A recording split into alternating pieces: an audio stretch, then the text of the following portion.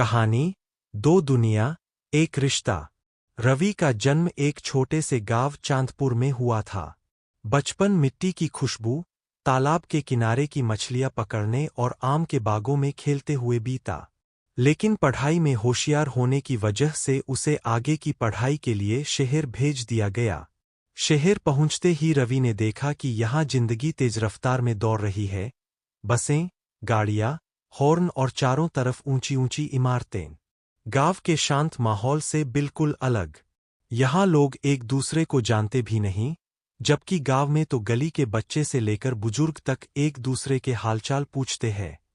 कुछ साल बाद रवि शहर में एक अच्छी नौकरी करने लगा। अच्छी सैलरी, बड़ा घर, लेकिन मन में कहीं एक खालीपन था। उसे याद आता गांव के खेतों की हरियाली, बरसात के मौसम में मिट्टी की सोंधी महक और वो शामें जब लोग चौपाल पर बैठकर कहानियां सुनते थे। एक दिन छुट्टियों में वह गांव लौटा। गांव में अभी भी बहुत कुछ वैसा ही था। खेतों में काम करते लोग, पुराने पेड़, कुएं का पानी और बचपन के दोस्त।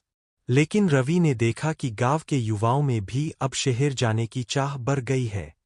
कोई मोबाइल रिपेयर सीख रहा था, कोई नौकरी की तलाश में था। रवि को समझ आया कि शहर और गांव दोनों की अपनी अपनी दुनिया है। गांव में सुकून, अपनापन और प्राकृतिक सौंदर्य है, लेकिन सुविधाएं और रोजगार के मौके कम हैं। शहर में अवसर और सुविधाएं तो है, लेकिन अपनापन और शांति की कमी है।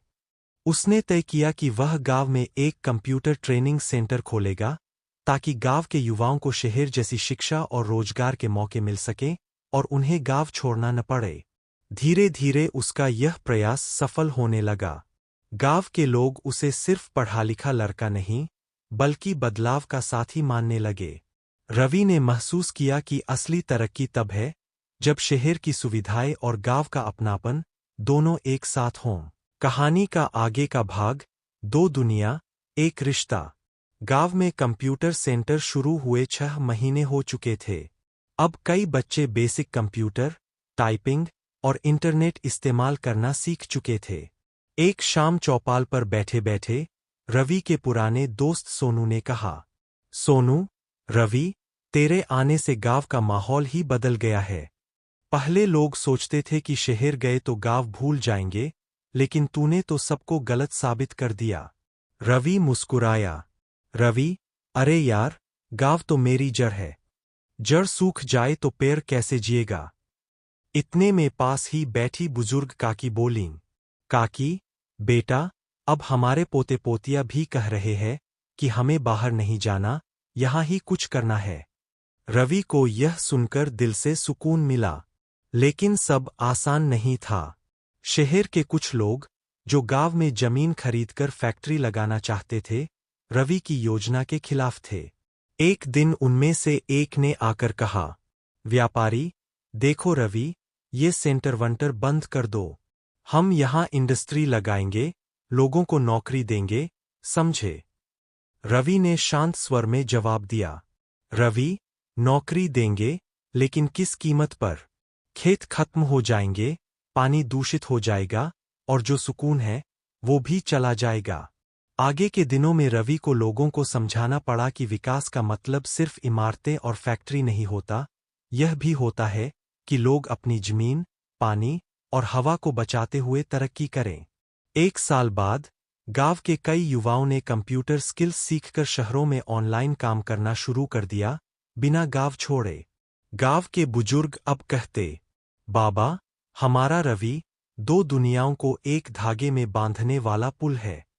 रवि ने आसमान की तरफ देखा और सोचा, शहर की चमक और गांव की मिट्टी दोनों मिलकर ही असली रोशनी बनाते हैं। रवि के कंप्यूटर ट्रेनिंग सेंटर के चलते गांव में माहौल बदलने लगा। अब खेतों से लौटने के बाद कई युवा कंप्यूटर सीखने आते थे। कुछ बच्चों ने इंटरनेट से नई खेती की तकनीकें सीखीं, तो कुछ ने ऑनलाइन काम शुरू कर दिया।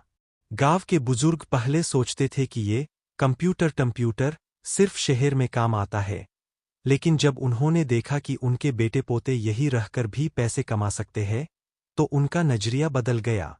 रवि ने शहर के अपने दोस्तों से भी संपर्क किया और उन्हें गांव में छोटे छोटे प्रोजेक्ट्स लगाने के लिए प्रेरित किया, जैसे सोलर लाइट लगाना, बेहतर सिंचाई सिस्टम बनाना और बच्चों के लिए एक डिजिटल लाइब्रेरी तैयार करना। कुछ सालों में चांदपुर गांव एक मिसाल बन गया। यहाँ अब खेती भी होती थी और साथ ही तकनीक से जुड़े काम भी। लोग बाहर से सीखने आते और गांव के लोग गर्व से कहते, हमारे चांदपुर में शहर की सुविधाएं और गांव का अपनापन दोनों है। रवि को अब लगता था कि उसने सिर्फ दो दुनियाओं को जोड़ा नहीं, बल्कि एक नई दुनिया बनाई है, जहां सपने गांव में भी पूरे हो सकते हैं।